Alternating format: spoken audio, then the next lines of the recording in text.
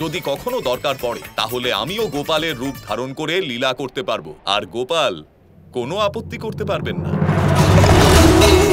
কৃষ্ণ, আমি সেই দিনের জন্য অপেক্ষা করব যেদিন আমার পিতা আপনার রূপ ধারণ করে লীলা করবেন।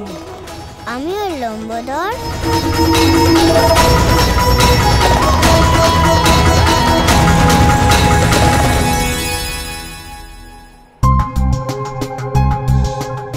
একবার এই লোকের বিবরণ নিজেদের মা বাবাকে বলে দেখবে, তারপরে ওনারা তোমাদের সবাইকে সবকিছু বলে দেবেন। আমাকে সবকিছুর উত্তর শুধু আমার মাই দিতে পারবে। মায়ের সাথে কথা বলতে হবে। আরে বৃন্দা, কি হয়েছে? একা একা কার সাথে কথা বলছো? মা, আমি তোমাকে একটা প্রশ্ন করতে চাই, বসো না। হ্যাঁ হ্যাঁ, বলো। যদি আমাদের পৃথিবীর বাইরেও অনেক দূরে কোনো বড় আর খুব সুন্দর জগৎ থাকে, তাহলে সেই জগৎ কে সৃষ্টি করেছে মা? মনে হয় তুমি কোনো স্বপ্ন দেখেছো। পৃথিবীর থেকেও বড় অদ্ভুত জগৎ হয় নাকি? হ্যাঁ। তাহলে তো আমাকেও একটু ভাবতে হবে। আমার তো সন্দেহ হচ্ছে আদৌ এরকম কোনো জগৎ আছে কিনা। আমাদের পৃথিবীর মতো কি আরো অনেক গ্রহ আছে যেগুলো সৌরমণ্ডলে থাকে, যেগুলো আমরা আমাদের খালি চোখে দেখতে পাই না? যদি থাকেও তাহলে কি সেগুলো আমাদের পৃথিবীর থেকেও সুন্দর? ওখানে কি কেউ থাকে? তুমি কোন গ্রহের কথা বলছো পুত্র? আমি তো এরকম গ্রহের কথা আগে কখনো শুনিনি। মা, তুমি তো সব জানো তাই না? একটু মনে করার চেষ্টা করো। মনে তো তখনই পড়বে যখন আমার এই বিষয়ে আগে থেকেই জানা থাকবে। কিন্তু তোমাকে এই বিষয়ে কে বলেছে? আমাকে কেউ বলেনি, আমি এটা জানি। আর আমি তো ওইখানে যাওয়ার রাস্তাও জানি, যেই রাস্তাটা বৃন্দাবন থেকে সোজা ওখানে যায়। ওই সুন্দর বিশাল জায়গাটায় পৌঁছানোর জন্য তারার উপর দিয়ে যেতে হয়। কোন জগৎ? সেখানে একটা নয়, অনেকগুলো জগৎ আছে। যদি তুমি এই সব কিছু জানো, তাহলে সেই জগতের নামও জানবে। আমি নামটা জানি না, কিন্তু আমি জায়গাটার বিবরণ দিতে পারবো। একটা জায়গা তো খুবই সুন্দর, আর ওখানে চারিদিকটা শুধুমাত্র বরফে ঢাকা। কেউ বলেনি, আমরা নিজের চোখে দেখেছি। দেখেছো?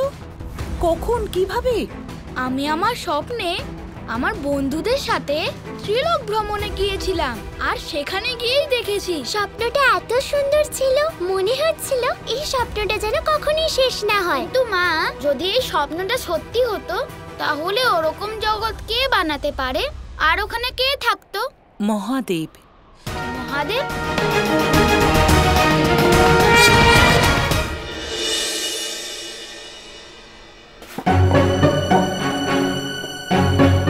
মা, আজকে মোদক বানাও না। না, আজ মোদক বানানো হবে না। কিন্তু কেন মা? আমাদের মোদক খেতে খুব ইচ্ছে করছে। গত 3 দিন ধরে একই কথা শুনছি। আমি তোমাদের জন্য তো অনেকগুলো মোদক বানিয়েছিলাম, কিন্তু বলরাম, রোজ রোজ তো মোদক বানানো যায় না, আর আজ তো একেবারেই নয়। আরে না দাদা, যে করেই হোক মাকে রাজি করান, নাহলে সব গন্ডগোল হয়ে যাবে। আমি তো চেষ্টা করছি গোপাল, কিন্তু মা তো ঠিক কথাই বলছে। রোজ রোজ যদি মাকে মোদক বানাতে বলি, তাহলে কি মায়ের সন্দেহ হবে না? এখন সেসব কথা ভাবার সময় নয়, শুধু আপনি মাকে রাজি করান। হ্যাঁ হ্যাঁ গোপাল, দাঁড়াও, কিছু একটা করছি।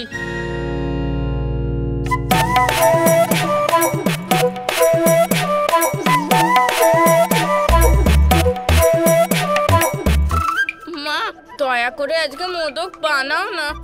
যেভাবে আমরা আজকে গোয়াল ঘর পরিষ্কার করায় তোমাকে সাহায্য করেছি, সেভাবেই আমি এই কার্যেও তোমাকে অবশ্যই সাহায্য করব।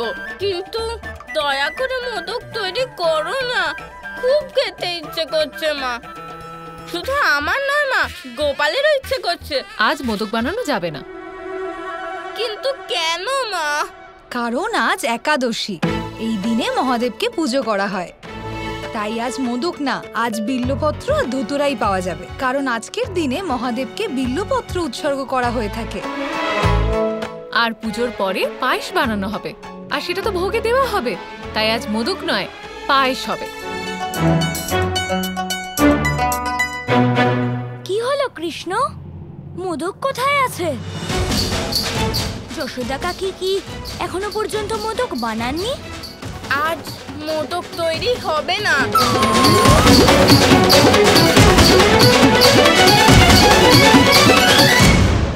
আজ মোদক বানানো হবে না কেন?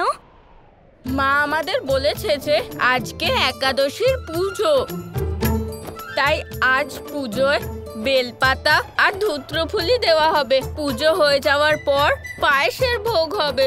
তাহলে আমার মোদকের খিদে মিটবে কি করে? মনে হয় আজ তোমাকে মোদক নয় বরং পায়েস খেয়েই নিজেকে সন্তুষ্ট রাখতে হবে। আজ তো সবার বাড়িতেই পুজো, আমার মনে হয় না যে আজ কেউ মোদক বানাবে। আমাকে ক্ষমা করে দাও লম্বোদর। হ্যাঁ লম্বোদর, আমাদের ক্ষমা করে দাও, আমরা তোমার ইচ্ছে পূরণ করতে পারছি না।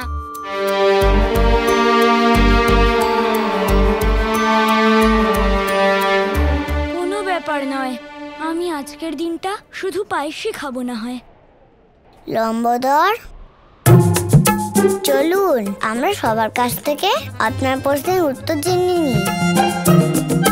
এই প্রশ্নের উত্তর আপনি আমাদের মা বাবার কাছ থেকে জানতে চাইছিলেন। হ্যাঁ, ভালো কথা মনে করিয়েছেন। বন্ধুরা, আমি তোমাদের সবাইকে যা প্রশ্ন করেছিলাম, তোমরা সবাই কি তার উত্তর জানতে পেরেছো?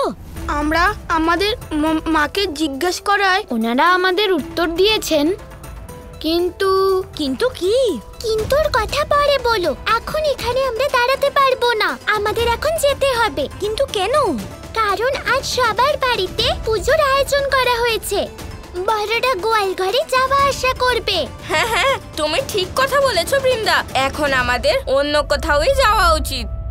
কিন্তু এমন কোন স্থান আছে যেখানে কেউ আসতে পারবে না? চলো আমরা সবাই নদীর ধারে যাই, ওখানে কেউ আসবে না।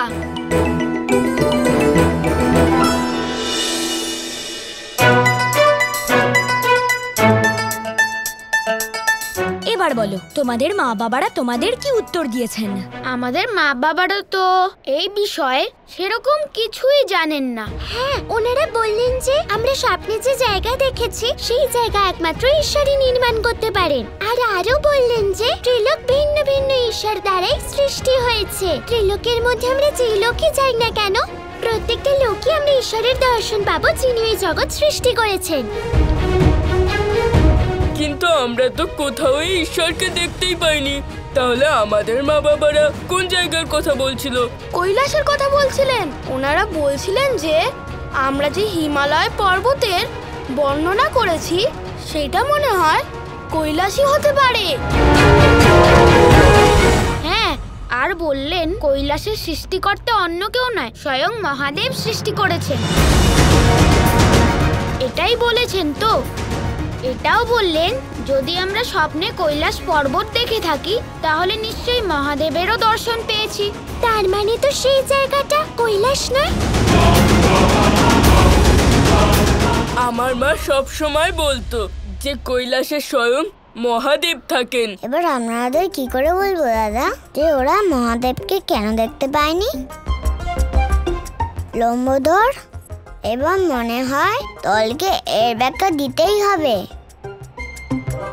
এখন যখন তোমাদের মা বাবারা এটা বলে দিয়েছেন যে তোমরা যা কিছু দেখেছো সব ঈশ্বরই সৃষ্টি করেছেন, তাহলে কি তোমরা সবাই এখন ঈশ্বরে বিশ্বাস করো?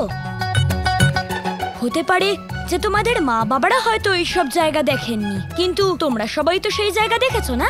জায়গাগুলো আমরা দেখেছি, কিন্তু কোথাও তো আমরা ঈশ্বরকে দেখতে পাইনি। তাহলে আমরা কি করে বিশ্বাস করব যে ঈশ্বর আছে আর সেই জায়গাগুলো ঈশ্বর সৃষ্টি করেছে?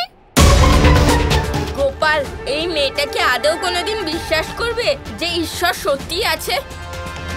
আমার মনে হয় যখন আমাদের কাছে কোনো প্রশ্নের উত্তর জানা থাকে না, তখন আমাদের সেই উত্তরটা খোঁজার চেষ্টা করা উচিত যতক্ষণ আমরা সমস্ত প্রশ্নের উত্তর খুঁজে পাচ্ছি না এবং আমরা সন্তুষ্ট হতে পারছি না। ঠিক বলেছ সুদামা। ব্রজদুলাল নন্দলাল, জয় গোপাল জয় গোপাল।